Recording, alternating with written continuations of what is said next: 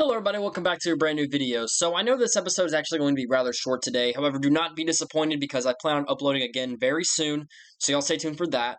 Today I'm going to actually be showing you guys how you can warp to World 8 in 3 minutes or less. I actually get it in right under 3 minutes, so you can actually, if you're a little bit quicker than I am, you know, I'm no speedrunning expert, you can actually get it done in under 3 minutes.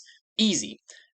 So as you can see here, I have a timer set so you guys can actually see how long it takes for me to get there. And I keep the timer running after I finish anyways because I'm an idiot and I forgot to stop it. Okay, so let's go ahead and get started with the video, guys. Before we start today, make sure to hit that like, subscribe button down below because it really helped me out and really helped motivate me to create more content for y'all in the long run. Other than that, let's go ahead and get started.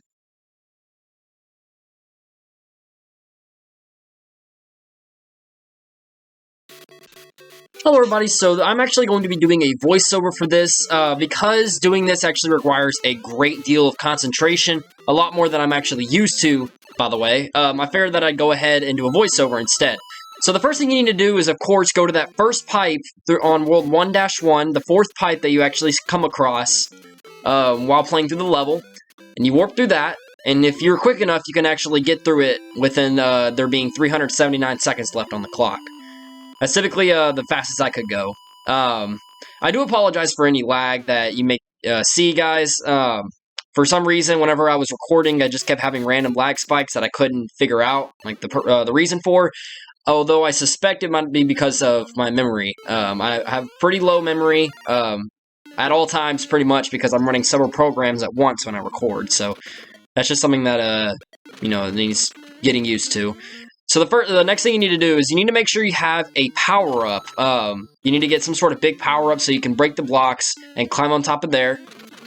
And once you do, you can basically just run across. I mean, while you could play through the level and eventually get there via the raising platforms, it's best if you actually just run across the top of the level. It makes things a whole lot easier. And of course, you need to go to World 4-1, go into that secret warp zone.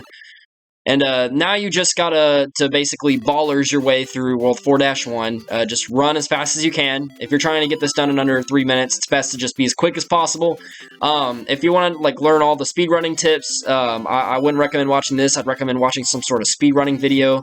That's where I learned all my current tricks, and also how to get through World 4-1 as quick as I do. Also because when I'm not recording and not talking, I happen to get through the game a whole lot easier.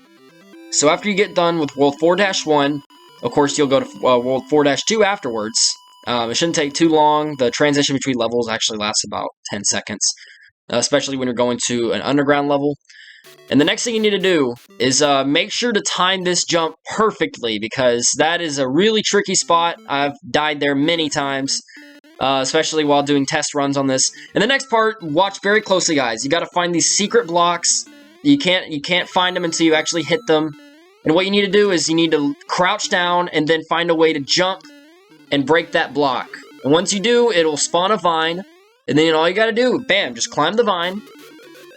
And shortly thereafter, basically you can just jump on these mushrooms and speed run to the end of the level, which actually happens to be a very nifty warp zone that takes you to World 6, 7, and 8. This seems like so obvious, yet not at the same time. So as you can tell, I got through it within 2 minutes and 51 seconds. It wasn't very hard. What was hard was actually getting the jumps timed perfectly, and also to actually get through the game without the lag spikes interfering with my gameplay. I hope you enjoyed, guys. If you did, make sure to hit that like and subscribe button down below because it really helped me out and really helped motivate me to create more content for you all in the long run. I'll see you on the next video because I upload new content every single day.